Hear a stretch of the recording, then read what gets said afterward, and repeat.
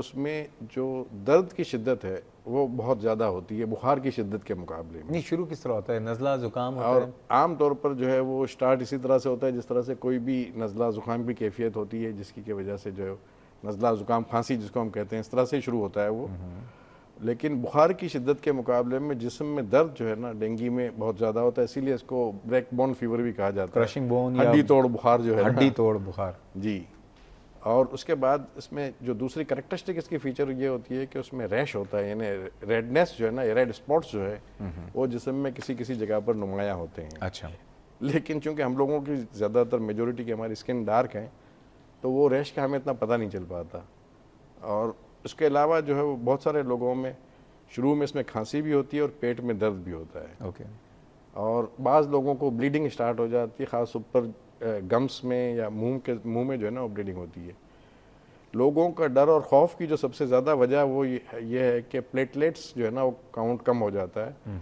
और जैसा कि आपने कहा कि अगर जैसे किसी को बुखार है तो बेहतर ये है कि डॉक्टर को चेक करवा ले, और अगर कोई टेस्ट करवाना है तो CBC का जो टेस्ट है जैसा कि आपने सजेस्ट किया है, और उसमें WBC काउंट और प्लेटलेट काउंट के ज़रिए आमतौर पर हम उसको मॉनिटर कर सकते हैं कि ये बुखार कहीं शायद डेंगू ना हो। अच्छा, प्लेटलेट काउंट सिर्फ डेंगू में ही कम होता है या दूसरे और वायरल इन्फेक्शंस में भी कम हो सकता है? और बहुत सारे वायरल इन्फेक्शंस में और अक्सर औकात मलेरिया में भी कम हो जाता है। तो इसीलिए सिर्फ प्लेटलेट काउंट के ऊपर हम डिपेंड करके डायग्नोसिस नहीं कर सकते। दूसरा ये कि जो डायग्नोसिस के लिए इसका डेंगू का टेस्ट आता है वो अब फ्रीली अवेलेबल है और कई जगहों पर अवेलेबल है, और उसकी कीमत भी बतदरीज कम होती जा रही है उस टेस्ट की, तो बहुत से लोग उसको भी करवाते हैं। सबसे इम्पोर्टेंट बात यह है कि डेंगू की आप तशखीस कर सकें या ना कर सकें, इम्पोर्टेंट चीज़ है अगर आप तशखीस कर भी लेंगे तो चूंकि उसका कोई बराह रास्त इलाज नहीं है, जैसे मलेरिया में हम कहते हैं कि भाई आप ज़रूर तशखीस करवा लें, ताकि मलेरिया का बड़ा स्पेसिफिक ट्रीटमेंट है, अगर आपको पता चल गया कि मलेरिया एंटी मलेरियल आप दे दें।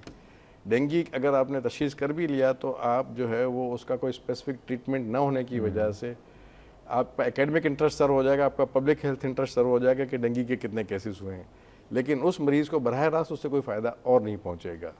इलाज क्या? इसके अलावा जैसे कि CBCs आप करवा रहे हैं, प्लेटलेट्स आप मॉनिटर करते हैं, या उस शख्स का ब्लड प्रेशर के जरिए डॉक्टर इलाज क्या है? अगर डेंगू पता चल गया तो भी इलाज वही है जो कि अगर पता आपको नहीं होगा तो आप इलाज करेंगे। इसका मतलब ये कि सपोर्टिव थेरेपी आप करेंगे, लोगों का बुखार जो है उसको कंट्रोल में रखा जाएगा। मैं आपसे क्लियरली पूछना चाहूँगा और मैं खुल की बात करना चाह रहा हूँ। देखें, डेंगू में जो है सबसे इंपॉर्टेंट चीज़ है बुखार। बुखार उतारने के लिए पैरास्टामोल की गोलियाँ या उससे मिलती जुलती नामों की गोलियाँ जो मैं ले नहीं सकता, वो आप दवा खाएं बुखार उतारने के लिए। पानी पिए ज़्यादा, फ्लूइड्स ले लें, फ्लूइड्स ज़्यादा इस्तेमाल करें, ठीक है ना, फ्लूइड्स ले लें। अगर आपको डायबिटीज़ नहीं है, ब्लड प्रेशर नहीं, तो ORS भी ले सकते हैं, ठीक है। बिल्कुल। लेकिन हमारे यहाँ एक बड़ा मसला है, हमारे यहाँ मसला ये है कि हमारे जो मैंने शुरू में एक बात की, हमारे पास डॉक्टर के पास आप जाएँ, क्योंकि कुछ तो ऐसे डॉक्टर हैं जो कि डॉक्टर हैं ही नहीं, क्विक्स हैं और लाखों में है वो, और बहुत से ऐसे डॉक्टर हैं जो कि खुद भी क्विकरी कर रहे हैं। मैं इसलिए कहूँगा क्योंकि वो विदाउट चेक किए हुए और एंटीबायोटिक दे दी, जी हाँ, क्विनोलोन्स ग्रुप दे दिए, मुख्तलिफ ग्रुप दे दिए जो ऑलरेडी और आपकी इम्यूनिटी को सप्रेस करते हैं, जिसमें वायरल इन्फेक्शन में एंटीबायोटिक का कोई रोल है इसमें? नहीं, एंटीबायोटिक का कोई रोल नहीं है डेंगू में। ख़ास तौर पे जब आपने बिल्कुल बजा फरमाया कि लोग ड्रिप लगाना शुरू कर देते हैं, ड्रिप लगाने से मरीज़ को फ़ायदे के बजाय नुकसान होता है। और इसीलिए जैसे आपने सजेस्ट किया कि ओरली जो है ना आप फ्लूइड्स और फ्रूट जूसेस वगैरह से जो है ना उस बंदे की हाइड्रेशन को मेंटेन करते हैं, और पैरासीटामोल की 2 गोलियां जो हैं वो एक एडल्ट के लिए काफ़ी होती हैं 4 घंटे के लिए। अगर बुखार की शिद्दत या जिस्म में दर्द की शिद्दत ज़्यादा है तो 4-4 घंटे के बाद 2-2 गोलियां पैरासीटामोल की लेते रहें। हम आमतौर पर कहते हैं कि एस्प्रिन को इसमें अवॉइड किया जाए, क्योंकि ब्लीडिंग टेंडेंसी जो है ना इस वायरल इन्फेक्शन के साथ एसोसिएटेड है। एस्प्रिन जो है, जी हाँ, ठीक है। अच्छा, क्या हर जिसको अब डेंगू सपोज पॉजिटिव आ गया, ठीक है, इस वक्त तो इतना खौफ और हरासमेंट है कि लोग ही समझते हैं वैसे मुझे डेंगू पॉजिटिव आया, अब बस दुनिया में नहीं रहूँगा, लोग वसीयतें लिखनी शुरू कर देते हैं। जी। शुरू में दरअसल जो डेंगू में 2005 में और 2006 में केसेस हुए थे ना, तो उसमें काफ़ी अमवात वाक़ई हुई थी, और वो उसकी सबसे बड़ी वजह ये थी, एक तो ओवरऑल लोगों में इम्यूनिटी बिल्कुल नहीं थी, दूसरा ये था कि डॉक्टर्स भी उसको ट्रीट करने के लिए प्रॉपरली ट्रेंड नहीं थे। अब वक्त के साथ साथ चूँकि लोगों की ट्रेनिंग भी हो गई है, आवाम में अवेयरनेस भी बढ़ गई है, और हम लोगों ने अपने ट्रीटमेंट के प्रोटोकॉल्स को भी इम्प्रूव कर लिया है, तो अब जो है वो डेंगू से इतनी ज़्यादा अमवात वाक़ई नहीं हो रही। सर लेकिन लाहौर में तो हो रहा है, और इस पर बात करता हूँ। डॉक्टर पब्लिक हेल्थ एक्सपर्ट हैं और हमारे प्रोग्राम के बहुत ही रेगुलर और बहुत ही हमारे चहीते कॉलर डॉक्टर अली इमरान साहब। अस्सलाम वालेकुम डॉक्टर साहब। Assalamualaikum, Dr. Shehzad. I Yes. think you have touched the pulse of the nation presently. Thank you, ji. Dr. Khanani knows me as he is the president of Infectious Society. तो बेशक एक तो चीज़ थोड़ा सा कह दूँ, malaria, dengue and typhoid इसका DD बनाएं क्योंकि ये तीनों वाटर रिलेटेड हैं, दो उसमें मॉस्किटो बेस्ड हैं। सेकेंडली हमारे यहाँ जो अभी प्रिवेंशन की उन्होंने बात की, हमारे यहाँ आजकल बच्चों में और नौजवान ख़वातीन में और लोगों में रुझान हो गया है कि कपड़े ऐसे पहन रहे हैं, स्लीवलेस हैं, टांगें खुली हुई हैं, बच्चे भी जो इसमें पहन रहे हैं। तो एक बेस्ट रिपेलेंट क्लीन अच्छी क्लोथ हैं कॉटन की या जो भी जो इंसान को प्रोटेक्ट करती हैं, इन एडिशन टू रिपेलेंट्स जो बाजार में मिलते हैं जो कॉस्टली होते हैं। तो लोगों में एक अपने को बॉडी कवर करने का रुझान रखें, इस सेंस में नहीं कि मुसलमान हो जाएंगे, इस सेंस में कि ये एक बहुत अच्छा प्रोटेक्टिव मेजर है। और एक ज़रूरी बात जैसे उन्होंने कहा ग्लोबल हेल्थ और डिजीजेस ट्रांसफर कर रही हैं, और अलाउ मी टू से I think people should it is called for let us become good human beings and doctors and ministries of health. If we can get billions of rupees and it has been like corrupted money like in all departments, we will always cry and say this is, let's become honest and spend 70% लोग गरीब हैं, देखें अभी कितने सैलाब और बारिशें हो रही हैं, हम सिर्फ लाहौर कराची को क्यों याद रखते हैं? खरपारकर भी है, छांगा मांगा भी है, छोटे छोटे गाँव हैं, वो भी तो इंसान है। Let us look of the health of the rural health, कितना वहाँ पे डेंगू मलेरिया हो रहा है और मेल नरिशमेंट हो रही है, टाइफाइड हो रहा है।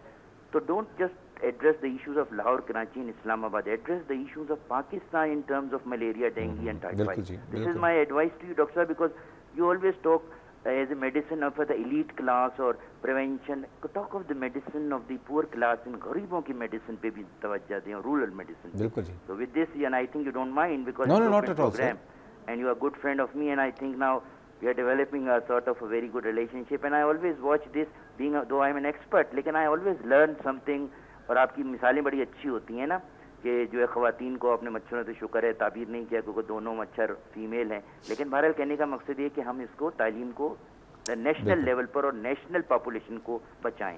This is my suggestion, and we always look for the rural और गरीब लोगों का भी ख्याल रखें। एग्जैक्टली जी, बहुत शुक्रिया, बहुत बहुत शुक्रिया। बिल्कुल बात सही की। देखें लाहौर तो शहर है, तो वहाँ पे हॉस्पिटल्स हैं, केसेस जो रिपोर्ट होते हैं पता भी चलता है। सिंध में, रूरल सिंध में, रूरल पंजाब में, रूरल खैबर पख्तूनख्वा में, बलूचिस्तान में पता नहीं कितने केसेस होते हैं जो कि रिपोर्ट ही नहीं होते। ये मैं आपको बताता चलूँ कि जैसे आपने कहा कि रिपोर्टेड और अनरिपोर्टेड केसेस, डेंगू का वायरल इन्फेक्शन इस किस्म का इन्फेक्शन है कि जो हमें नंबर नज़र आ रहा होता है कि 5000 केसेस हो गए या 500 केसेस हो गए या 1500 केसेस हो गए या 15000 केसेस लाहौर में हो गए, this is just tip of the iceberg.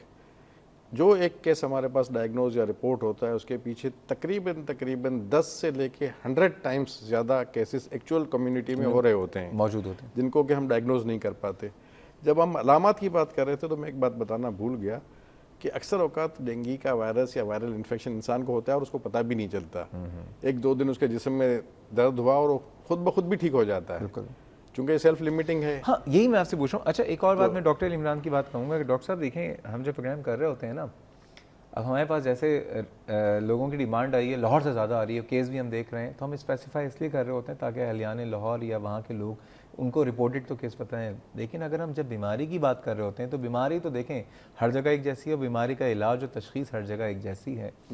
और यकीन कीजिए, पिछले साल जब सैलाब आया, मैं उन एरियाज़ में जाके रहा हूँ और अफसोस मुझे ये हो रहा है कि वो लोग तो अभी तक बेचारे बहुत कसम पुरसी की हालत में है, और मज़ीद सैलाब आया हुआ है, और ये भी है कि अब नया सैलाब भी एक्सपेक्टेड है, जो कि हैरत होती है कि पिछले साल जब हम एक सैलाब देख चुके हैं, हमने क्यों एहतियाती तदाबीर नहीं की हैं।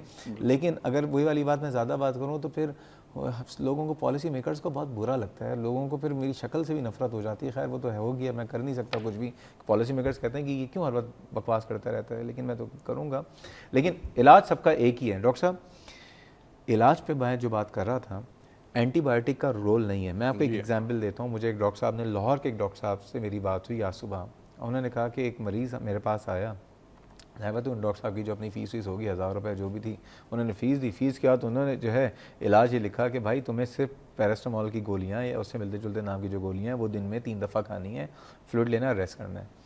वो मरीज़ जो है उनको लिटरली कहूँगा कि यार एक बात मुझे बताइए, ये इलाज तो मैं घर में ख़ुद भी कर सकता हूँ, आप मुझे कोई अच्छी सी एंटीबायोटिक लिखें, तो उसने कहा एंटीबायोटिक की कोई ज़रूरत नहीं है। कहने लगे ऐसे कैसे कोई ज़रूरत नहीं है, मेरे आधे ख़ानदान के लोग जो हैं वो एंटीबायोटिक मुझे बता चुके हैं, मैं जाके खुद वो खा लूँगा, आप नहीं लिख सकते। हमारे यहाँ लोग इंसिस्टेंट क्यों हैं एंटीबायोटिक पे? सेल्फ मेडिकेशन भी तो इतनी है कि बहुत सी दफ़ा तो, क्योंकि एंटीबायोटिक, एक बात मैं आपको बताना चाहता हूँ, ऑलरेडी आपकी इम्यूनिटी को समटाइम ज़रूरत नहीं है तो सप्रेस करती हैं कि हर बीमारी में एंटीबायोटिक ज़रूरी है। नहीं नहीं, बिल्कुल आपने बजा फरमाया। और मेरा ख्याल ये कि ये हम जो कहते हैं ना कि लोगों में अवेयरनेस नहीं है, हमारी अवेयरनेस जो है ना, इसमें ये फोकस ज़रूर होना चाहिए कि एंटीबायोटिक्स, दुनिया में जितने भी अच्छे ममालिक हैं वहाँ कहीं भी एंटीबायोटिक जो है वो मरीज़ अपनी मर्ज़ी से जाकर ले नहीं सकता। और जो डॉक्टर उसको प्रेस्क्राइब करता है वो भी उसकी प्रेस्क्रिप्शन जो है ना उसको रिकॉर्ड में मेंटेन किया जाता है। और फार्मासिस्ट उसको जब डिस्पेंस कर रहा होता है तो pharmacist wanted to make sure कि उसको प्रॉपर डोज में दी गई है और उसको प्रॉपर पता है कि उस दवा को किस वक्त इस्तेमाल करना है, मिनिमम कितने पीरियड के लिए उसको इस्तेमाल करना है, मैक्सिमम कितने पीरियड के लिए इस्तेमाल करना है। हमारे यहाँ अनफॉर्चुनेटली ना कोई एंटीबायोटिक की पॉलिसी है और ना गवर्नमेंट ने इसके हवाले से कोई रेस्ट्रिक्शंस रखी हुई हैं। अच्छा, जैसे आपने बताया कि क्वेकरी यहाँ पर हमारे यहाँ इतनी आम है कि हर मरीज़ भी और डॉक्टर भी और फार्मासिस्ट भी और क्वेक भी, हर शख्स अपनी मर्जी से एंटीबायोटिक लेता रहता है। पूछे ना, वो पेनिसिलिन, टेट्रासाइक्लिन, अमोक्सिसिलिन, क्यूनिलोन सब खा के आपके पास आता है। डॉक्टर साहब, एक पब्लिक हेल्थ एक्सपर्ट खुशकिस्मती से डॉक्टर लाहौर से मौजूद हैं, डॉक्टर अमानुल्लाह साहब हमारे साथ, हम उनसे भी जानना चाहते हैं। अस्सलाम वालेकुम डॉक्टर अमान। अस्सलाम वालेकुम जनाब, कैसे हैं आप? ठीक ठाक हैं? डॉक्टर साहब, मैं fine. I am professor of community medicine और I must claim to be the senior most person in Pakistan. Sir, thank you so much. I am honored. It's my pleasure. मैं आपके CPSP का भी dean रहा हूँ और community medicine के CPS का एग्जामिनर भी रहा हूँ। माशाल्लाह। तो I am currently with Fatima memorial medical college Lahore में होता हूँ। अच्छा, माशाल्लाह। मैं पिछले 5 साल से आपके ये डेंगू को लाहौर में फॉलो कर रहा हूँ और ये आप जिस तरह सिंपल इसको समझ रहे हैं, इतना सिंपल नहीं है। The problem is gigantic. आप लोग इसको सरफेस टच कर रहे हैं। देखिए, 2-3 बातें पहले गौर से सुनिए। एक बात यह है कि ये वायरल डिजीज है, नंबर 1। नंबर 2, इसका जो वेक्टर है वो वेक्टर इनहेरिट करता है in the eggs, this virus. इसको फ्रॉम पेशेंट से मस्कीटो को हासिल करने की जरूरत नहीं है।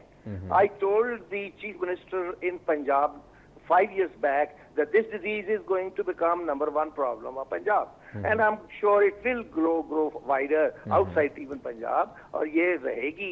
इसका जो आंसर है, जो आप ये तेल वगैरह की बातें कर रहे हैं, it will not have any effect। अच्छा। देखिए, ये मच्छर जो है ये बेसिकली साफ पानी में बैठता है और ये साफ पानी में घर के माहौल के अंदर बैठता है। जी। ये बड़े बड़े तालाबों में, गंदे पानी में, नालियों में नहीं है।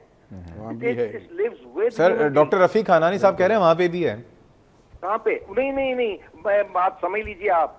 There has been no entomological research in this। Sir, ये प्रोफेसर, ये पैथोलॉजी के एसोसिएट प्रोफेसर हैं। नहीं, और एंटोमोलॉजिस्ट से हमारी बात हुई है कराची में, बाकायदा कराची यूनिवर्सिटी के एंटोमोलॉजी के डिपार्टमेंट में, कि ये साफ पानी में भी होता है और गंदे पानी में भी होता है, तालाबों में भी होता है, आउटडोर पे भी होता है, इंडोर पे भी होता है। और उसके ऊपर बहुत बड़ा जबरदस्त किस्म का रिसर्च आर्टिकल है उसके ऊपर। मेरा ख्याल है कि कंट्रोवर्शियल चीजें हमें इस पे बात नहीं करनी चाहिए, क्योंकि इस प्रोग्राम में हम इसको आंसर नहीं कर सकते। I love to see the report of that entomologist जिन्होंने ये प्रैक्टिकली करके दिखाया हो। There's nothing correct in that। अच्छा, वो ये घर के माहौल के पास है, ये आपके बाहर बिल्कुल घर के इर्द गिर्द में होता है और शाम के वक्त और सुबह अर्ली मॉर्निंग, ये 2 वक्त में आके काटता है। डॉक्टर अमान साहब, मजीद बातें करते हैं लेकिन वक्त तो एक छोटे से ब्रेक का, आप हमारे साथ रहिएगा, हम आपसे मजीद बात करेंगे। बहुत शुक्रिया। नाज़िम जा रहे हैं, छोटे से ब्रेक है, हमारे साथ रहिएगा।